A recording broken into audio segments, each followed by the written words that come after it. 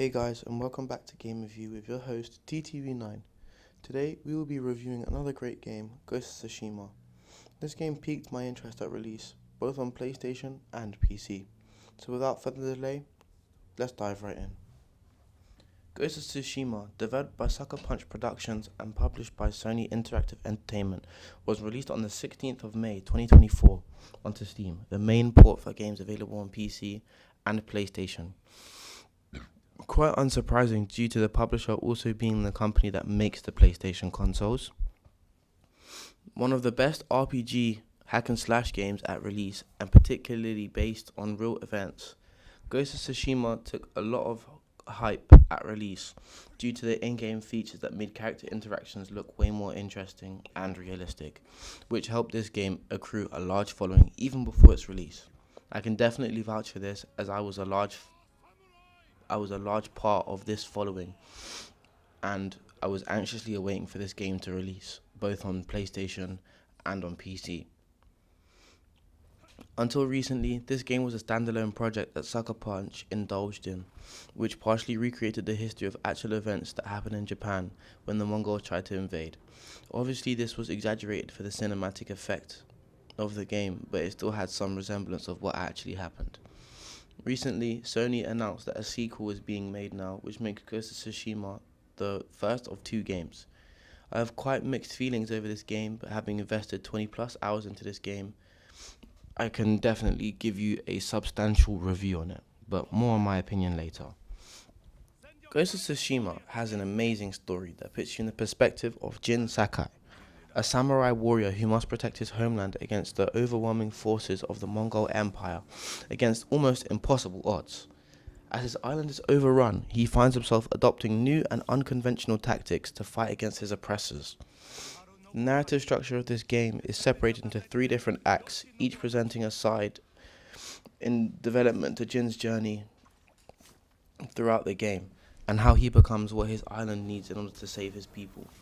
With many standout moments, from cinematic experiences that I have never seen in other games, to the storyline having an incredible effect on the player, with plenty of intense and wholesome moments throughout the game.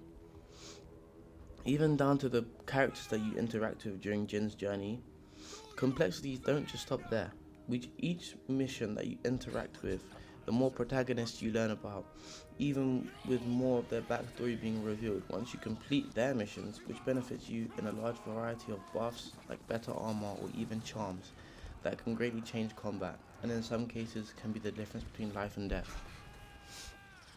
Interactions with side characters like Kenji, a funny sake merchant that trades with the Mongols in order to roam the island free and be safe, plays a key role in helping with one of the quest missions. Interacting with this side character actually helps to progress with the story and meet new characters like Taka, a blacksmith that will help you later in the story. I am trying my best here to not put any spoilers into the game, as I do think that after you listen to this review you may be more inclined to actually play the game.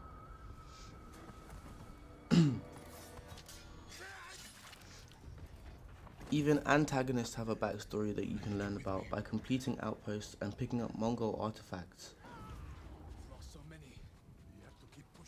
Some outposts even include information about the Mongols and communication logs between members of the Mongol Empire. By completing missions, you can progress in the story to find out more about these characters, most of which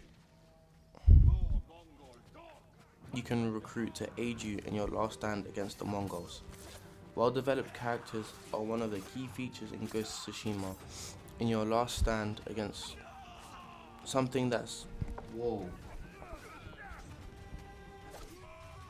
Well-developed characters are one of the key features in Ghost of Tsushima, something that Sucker Punch clearly takes pride in.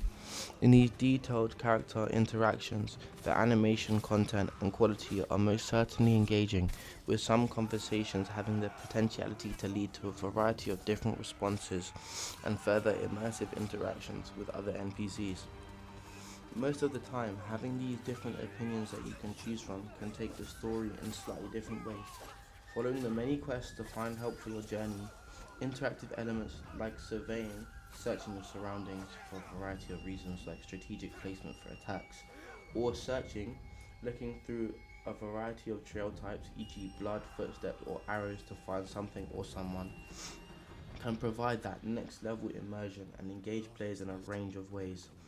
Even the game world, interactive elements like how Jin reacts to riding through large fields of pampas grass help to build the immersion of the game for players, especially all the little features like the bamboo strikes where you can earn resolve. At times these features seem too often, but it does show nature thriving, like following foxes to shrines or golden birds to springs or bamboo strikes, even though an entire invasion has taken over the country, which I think is a nice touch. Throughout the game, many themes like perseverance and self-discovery are explored through many different elements like reflections atop mountains or meditation spots and hot springs reflecting on your past. Core gameplay normally consists of many gameplay loops. A few examples are combat, for example, standoff stances, exploration, which includes horseback riding and outposts, and advancement, which is leveling and unlocking skills or upgrade systems. All of these elements are frequent in gameplay, and you can heavily rely on these, including possibly the most dynamic element of gameplay, combat. One of my personal favourite features, standoffs, take the normal combat system and turn it into a challenge when facing off new enemies in new places. Successfully performing in a standoff allows you to heal and fill your resolve bar, which can come in handy when you get overwhelmed with enemies, so you can continue to heal and finish off the battle. Even in battle, due to the different enemy types, there are 4 stances that you can choose from, each of which adapts to the way your enemies fight and makes combat easier.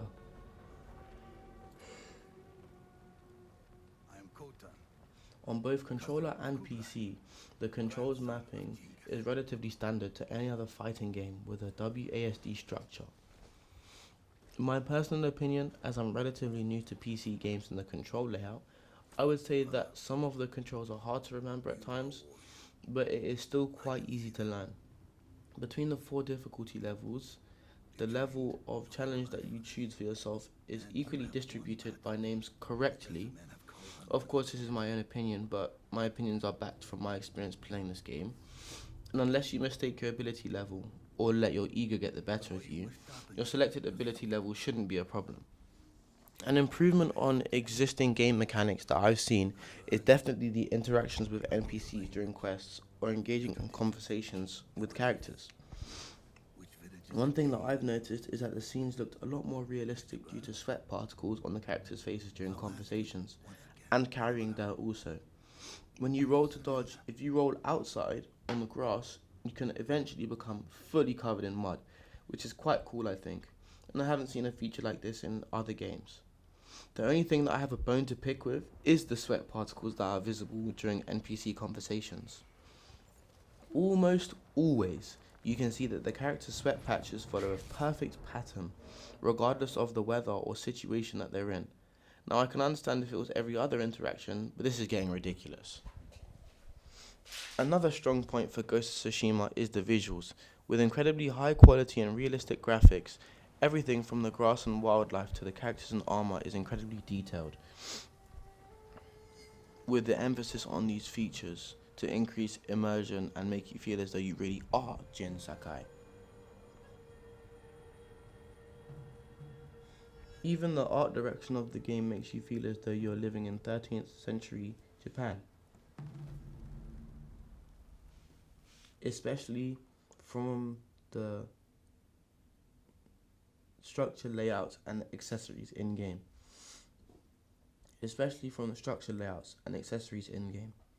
Characters like Jin wear the traditional armor of the time, and even the enemies use 13th century weaponry. I feel strongly that the way that this game looks was well thought out due to the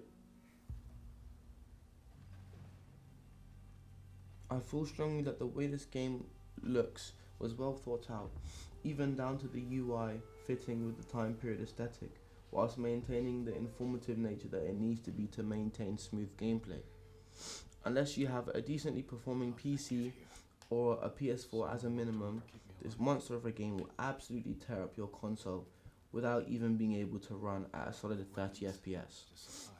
Due to its crazy high quality images, high processing systems, and optimizations at almost every turn, this game can be a big problem at times.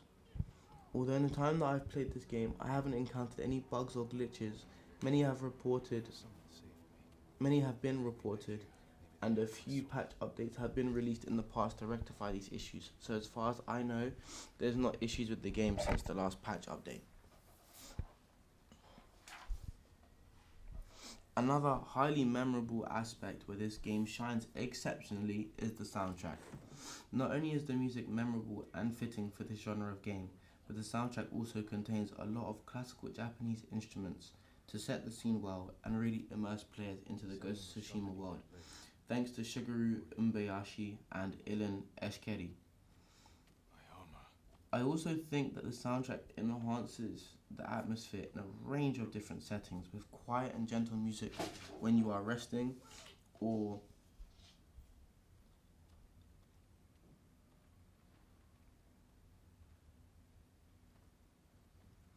action-packed combat.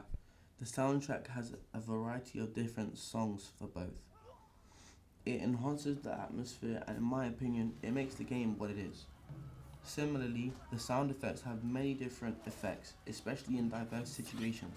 For example, footsteps change quite drastically when taking a stealthy approach, with almost all of your interactions being near silent and very hard to detect.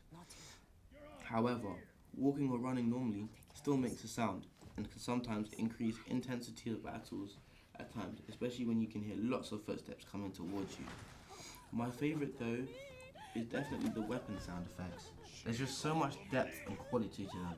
So when you're playing, you can fully enjoy all of these diverse sounds, from archers shooting arrows at you, to the slash of swords when you engage in big battles at outposts, blocking and parrying attacks from a variety of different enemies as well. Combat is definitely way more immersive due to the sound effects paired with your actions and the way that you react in combat. And these sound effects are very responsive. The voice acting is incredibly diverse, with 11 different languages that the game can be enjoyed in fully, with over 25 plus languages that you can get subtitles for the game in.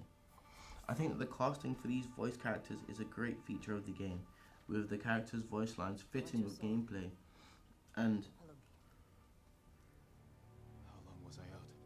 most importantly, is highly emotive.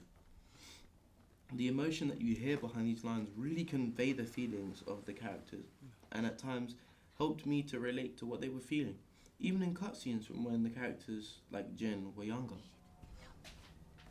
Multiplayer. I did briefly research this at first, but was incredibly surprised to find that Ghost of Tsushima has a Legends mode, a game version that you can play alongside other players and rack up points in combat to get placement on a leaderboard. Although this isn't the way that I expected a multiplayer game to be used for this game, I guess it still works. The application of multiplayer didn't really add anything to my gameplay experience, mainly because it didn't offer me anything new other than class systems and the ability to see other people whilst completing the game. You can't play against other people, but as a PvE, player versus environment, you can still enjoy the game just with some additional assistance. As far as my experience was, the welcoming nature of this mode was practically non-existent, but that's not really a problem for me.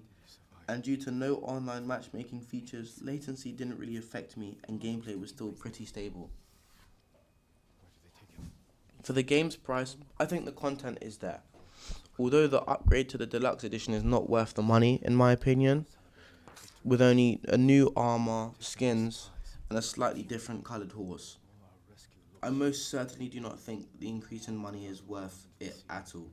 The content is incredibly expansive, which I've been spending more than 16 hours in only the first act. The game has 3 acts. With plenty of free roaming elements in the game, you can be sure to find plenty of time-consuming side quests and activities like bamboo strikes, shrines, or hot springs, along with many other things that you can find along almost any pathway. With something new and enjoyable at almost every turn, Ghost of Tsushima definitely excels with content for the game, especially when you start making your way to your next quest, only to get distracted by a fox that ends up leading you to a shrine. Although I haven't been able to finish the game yet, there are two alternative endings that you can get, and a plethora of achievements and gear that you can also acquire from fully completing the game, and all the available side quests. Through free roaming and intense combat, the game keeps you hooked in a variety of ways. I think that this is one of the best games for immersion and cinematics, and in part the story also, as it's filled with many standout moments. In my personal opinion, the pacing was very slow to begin with, especially progression, but it was enjoyable, so I don't really have an issue with it. In summary, now taking everything that I've spoken about into consideration to make a final rating, I do thoroughly enjoy this game, but it does have a lot of drawbacks. This game, in my opinion, is for people who have a lot of time, specifically spare time. If you want to buy this game, I highly recommend to wait until it's on sale, but it's not the most expensive game on Steam I've ever seen. I would also recommend playing it on PlayStation, but again, it's not a necessity. So, taking all of my research and personal experience into account, I would give this game a 71.5 out of 100 on the Lucas meter. This is because of all the positive sides to the game, but also including the grinding elements, the monotonous combat systems, and the time-consuming side quests at almost every corner. If you have any suggestions for games that I should review in future, then let me know in the comments, and as always, catch you in the next one.